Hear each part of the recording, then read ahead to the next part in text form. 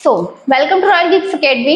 आज हम बात करने वाले हैं सिविक्स का चैप्टर नंबर 3। ये पार्ट टू होने वाला है। पार्ट जो 1 है वो अपलोड हो चुका है, तो जिसने पार्ट 1 नहीं देखा जल्दी से जाके पार्ट 1 देखिए, देन उसके बाद पार्ट 2 पर आइए। तो चलते हैं। सबसे पहले आपको जो फर्स्ट टॉपिक होने वाला है वो है सांप्रदायिकता राजनीति क्या है। बहुत सिंपल सी चीज है सांप्रदायिकता राजनीति। तो सबसे पहले हम देखने वाले हैं इसमें समाज में समस्या तब शुरू होती है जब धर्म का इस्तेमाल राजनीतिक फायदे के लिए किया जाता है। आपने देखा होगा बहुत सारे जो लोग हैं, ठीक है, वो वोट्स मांगने आते हैं तो वो किस बेसिस पे आके बोलते हैं कि हम आपके धर्म के हैं, अब हमको जितवाइए तो हम अपने धर्म के लिए बहुत सारी चीजें करेंगे। ठीक है, तो मतलब ये क्या होता है कि लोग पावर पाने के लिए किसका यूज कर रहे हैं, धर्म का यूज कर रहे हैं। तो वही बात है कि धर्म का इस्तेमाल राजनीतिक फायदे के लिए किया जाता है। सेकेंड इज समस्या तब ज्यादा गंभीर हो जाती है जब अपनी मांगों के लिए विभिन्न धार्मिक समूह अपने आमने सामने आ जाते हैं। मतलब ये क्या बात हो जाती है कि जो भी राजनीति है इसके अंदर सभी, जैसे हिंदू है तो और क्या है उसके अपोजिट आपका मुस्लिम, तो दोनों ही धर्म क्या हो गए, अपने आमने सामने खड़े हो गए। क्यों? उनकी कुछ ऐसी रिक्वायरमेंट्स होती हैं जिनको कौन फुलफिल करता है, उनके जो नेता होते हैं वो उसको क्या करते हैं, फुलफिल करते हैं। तो बहुत बार इससे प्रॉब्लम्स भी क्रिएट हो जाती हैं।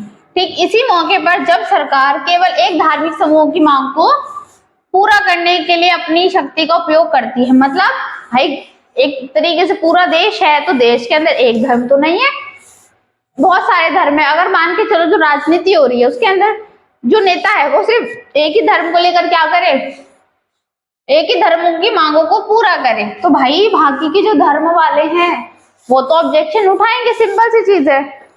तो तब समस्या और विकराल रूप ले लेती है। मतलब भाई सिंपल सी चीज है, अशांति का माहौल पैदा हो जाता है। इसी तरह धर्म का इस्तेमाल राजनीतिक फायदे के लिए करना सांप्रदायिकता राजनीति कहा जाता है उसको। ठीक है, मतलब ये है कि जो आपका सांप्रदायिकता है उसमें जब राजनीति आ जाए, ठीक है, तो हम उसको क्या बोलेंगे, सांप्रदायिकता राजनीति। आई होप आपको ये पता होगा कि सांप्रदायिकता क्या होती है। अगर आपको सांप्रदायिकता नहीं पता तो कमेंट सेक्शन में जरूर बताइए।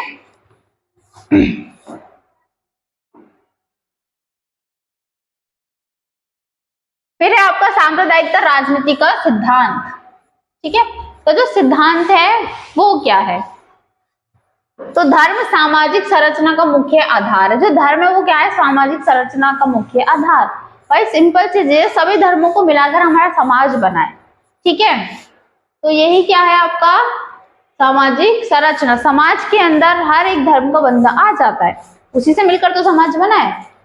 एक धर्म के अनुयायियों को एक समुदाय बनाना चाहिए। मतलब यह है कि सभी धर्मों को क्या करना चाहिए, एक दूसरे को सपोर्ट करना चाहिए और तो उनको क्या करना चाहिए, मतलब एक धर्म को दूसरे धर्म को सपोर्ट करना चाहिए और धर्मों के अकॉर्डिंग किसी को भी लड़ना नहीं चाहिए। ठीक है, और क्या करना चाहिए, उनको अनुयायियों को एक समुदाय बनाना चाहिए। ठीक है, मतलब एक ग्रुप बनाना चाहिए, उनके मौलिक हित समान होते हैं। मतलब ये है कि भाई अगर हिंदुओं को मौलिक अधिकार मिले हुए हैं तो वो मुस्लिम के लिए भी सेम ही है, ईसाई के लिए भी सेम ही है, सबके लिए क्या है, इक्वल।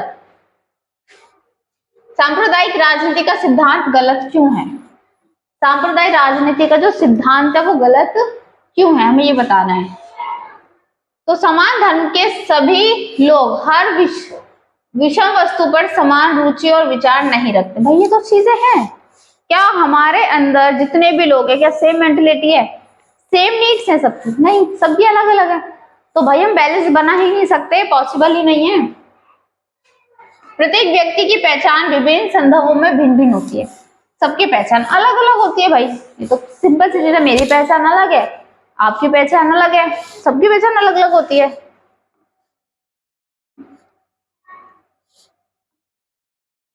फिर आपका सांप्रदायिकता से निजात पाने के लिए कदम उठाए गए। ठीक है, वो कदम बताने हैं जो इससे छुटकारे के लिए हमें क्या करने हैं, उठाने हैं। तो सबसे पहला है भारत एक धर्मनिरपेक्ष राज्य है। धर्मनिरपेक्ष का मतलब क्या होता है, इसमें सभी धर्म समान होते हैं, इसको हम धर्मनिरपेक्ष राज्य बोलते हैं। भारत का कोई अपना आधिकारिक धर्म नहीं है। ठीक है, भारत का ऐसा कोई धर्म नहीं है कि भाई हिंदू राष्ट्रीय है या मतलब ऐसा कुछ भी नहीं है। सभी धर्मों के लिए सेम राइट्स कहाँ है, भारत के अंदर है। सभी नागरिक समुदायों को अपने धर्म को अपनाने प्रचार करने की क्या है, आजादी। भाई आप हिंदू हो तो खूब प्रचार करो, आप मुस्लिम हो तो खूब प्रचार करो, ईसाई हो तो वो भी करो। ठीक है, तो ऐसे किसी के ऊपर रोक टोक नहीं है। संविधान धर्म के आधार पर भेदभाव को असंवैधानिक घोषित करता है। भाई जितने भी राइट्स बने हुए हैं वो धर्म के आधार पर बने हुए हैं क्या भारत के अंदर? नहीं। अगर किसी ने रेड लाइट क्रॉस की, किसी ने अगर रूल तोड़े, तो अगर वो हिंदू का है तो क्या वो बच जाएगा? ये मुस्लिम का है तो बच जाएगा? नहीं भाई, चालान तो सबको देना पड़ेगा ना। तो मतलब ये है कि जो हमारा संविधान है उसने जितने भी रूल रेगुलेशंस बनाए हैं वो धर्म को देखते हुए नहीं बनाए, वो भारत के नागरिक को देखते हुए बनाए हैं।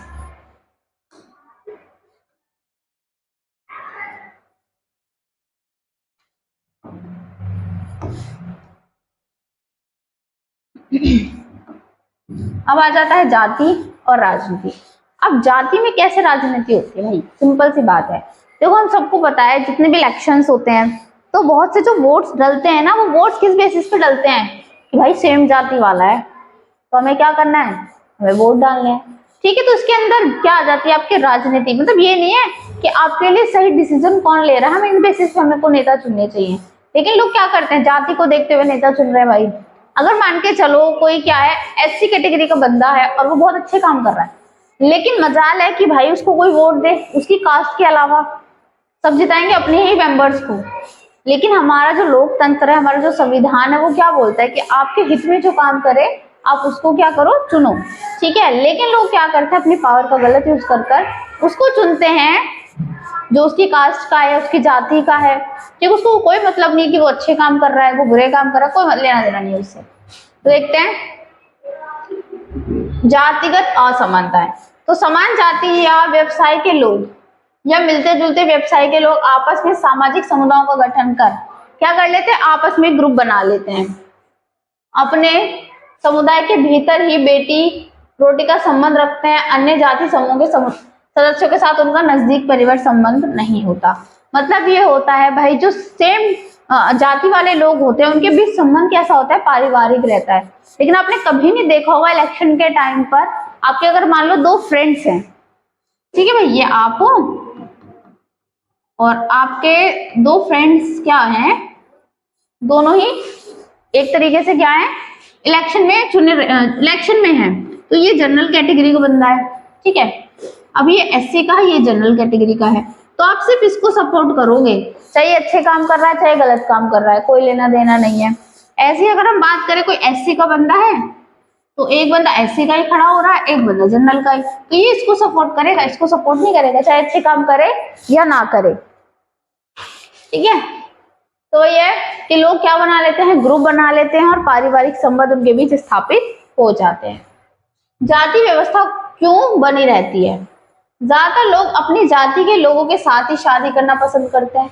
ये तो फैक्ट है ना भाई। आज के टाइम में आप देखोगे, कहने वाली बात है कि जातियों के अंदर भेदभाव नहीं होता है कुछ भी, लेकिन आज के टाइम में भी हम क्या करते हैं, अगर हम शादी कर रहे हैं तो हम क्या देखेंगे कि हमारी कास्ट की लड़की हो या हमारी कास्ट का लड़का हो। ठीक है, जितनी भी चीजें होती है मतलब कहीं ना कहीं जाति इफेक्ट करती है। अभी तक छुआछूत पूरी तरह समाप्त नहीं हुआ। अगर आप विलेजेस में जाओगे, गांव की तरफ जाओगे, तो वहां भी आप देखोगे कि ये चीजें अभी भी हैं।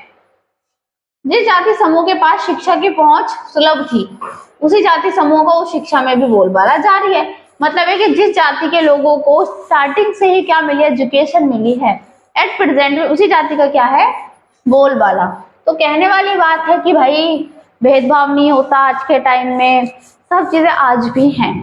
ठीक है, जिनके पास एजुकेशन की थोड़ी सी कमी है वो लोग आज भी क्या करते हैं, जाति भेदभाव करते हैं।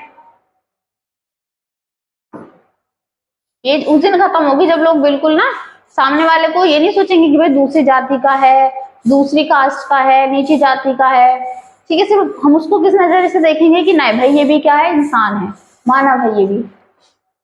राजनीतिक जाति से कैसे प्रभावित होती है, अब आपको बताना इफेक्ट कैसे डलता है। तो जब पार्टियां चुनाव में उम्मीदवारों का चयन करती हैं, किसका मतलब आप चूज करते हो किसको, उम्मीदवारों को, तो जाति बहुल उम्मीदवारों का चयन प्राथमिकता पे होता है। भाई मैंने आपको वही चीज बताई, अगर मैं मान के चलो जनरल कैटेगरी की हूँ, ठीक है, मेरी तो कोई भी कास्ट है, अगर मैं वोट देने गई तो मैं क्या देखूंगी कि भाई मेरी कास्ट वाला कौन है, चाहे वो अच्छे काम कर रहा है चाहे वो नहीं कर रहा। लेकिन लोग किसको सपोर्ट करते हैं, अपनी कास्ट को सपोर्ट करते हैं। राजनीतिक दल और उम्मीदवार समर्थन हासिल करने के लिए जातिगत भावनाओं को उकसाते हैं। जैसे सबके ऊपर, लोगों के ऊपर मेन फोकस किनके ऊपर होता है, गरीबों के ऊपर। ठीक है, तो उनको प्रॉमिसेस करते हैं, अब उनकी जाति का एक तरीके से क्या करते हैं, फायदा उठाते हैं। कि वो कमजोर हैं, तो उन्हीं की जाति से अगर कोई खड़ा होगा तो वो क्या करेगा, जातिगत भावनाओं को प्रकट करेगा उनके सामने और उनसे वोट ले लेगा। ठीक है, फिर है सिर्फ जातिगत राजनीति ही भारतीय चुनाव को प्रभावित नहीं करती, जातिगत राजनीति भी नहीं है, इससे भी अलग हटके कुछ और चीजें हो सकती है। तो देखते हैं, देश के किसी भी संसदीय क्षेत्र में किसी एक जाति का इतना जनसंख्या नहीं है कि वह क्या कर सके, स्पष्ट बहुमत दिला सके। ठीक है, क्या नहीं है, इतनी स्पष्ट जनसंख्या नहीं है कि वो क्या कर सके, एक बहुमत की पार्टी बना सके। कोई भी पार्टी अपने समुदाय के सभी मतदाताओं को वोट नहीं पाते, ये चीज तो है कि जितने भी लोग इलेक्शन में खड़े होते हैं कि वो सारे जीतते हैं, जीतता तो कोई एक ही है।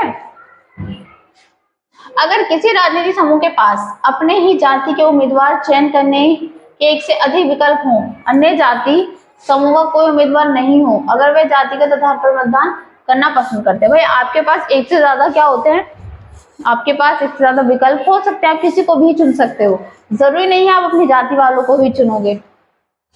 मतदाताओं का लगाव पार्टी के विचारधारा से ज्यादा अपनी जाति के उम्मीदवारों से होता है, ये चीज तो है। उनकी मेंटलिटी से उसको जजमेंट नहीं पास करेंगे, उसकी कास्ट को देखते हुए जजमेंट पास करेंगे कि भाई अपनी जाति वाला है तो हमें से वोट देने, अदरवाइज कुछ भी कर रहा हो। इसके परिणाम क्या निकलते हैं भाई, रिजल्ट तो देख लो, हम इतनी बात कर रहे हैं। तो पार्टियां सत्ता वंचित समूहों को सत्ता में अपनी भागीदारी की मांग करने के लिए प्रेरित करते हैं। क्या करते हैं भाई, जिनके पास सत्ता नहीं होती और जिनके पास सत्ता है वो क्या करते हैं, उन लोगों को प्रेरित करते हैं, भाई तू भी आ। ठीक है, और वो क्या करते हैं, देखो एक तरीके से, ठीक है। और इसके अंदर क्या होता है, जैसे फॉर एग्जाम्पल मैं हूँ, ठीक है, अब मेरे फैमिली में कोई मान के चलो इलेक्शन में खड़ा हुआ है, वो जीत भी गया, तो अगर टिकट्स जो होती है आपकी, जो सीट्स खाली होती हैं, तो वो बंदा बाहर वालों को नहीं जाने देगा, अपने फैमिली मेंबर्स को क्या करेगा, वो सीट्स दिलवाएगा। फैक्ट है ना ये। तो इसके परिणाम निकलते हैं कुछ। पार्टियां उन्हीं सामाजिक न्याय के लिए लड़ने में मदद करती है। जाति आधारित राजनीति निश्चित रूप से लोकतंत्र के लिए फायदेमंद नहीं है। तो फैक्ट है, ये गरीब विकास भ्रष्टाचार जैसे महत्वपूर्ण मुद्दों से ध्यान हटाती है। आप जब देखते होंगे जब भाई इलेक्शन होते हैं तो अंधाधुंध दारू बढ़ती है भाई तबीयत से, मतलब पैसा यूं ही गरीबों की, ये नहीं कि गरीबों को मदद कर दें, उनको कुछ पैसा दे दें, नहीं, क्या करेंगे उस टाइम पे, फालतू का जो पैसा है वो वेस्ट करते हैं।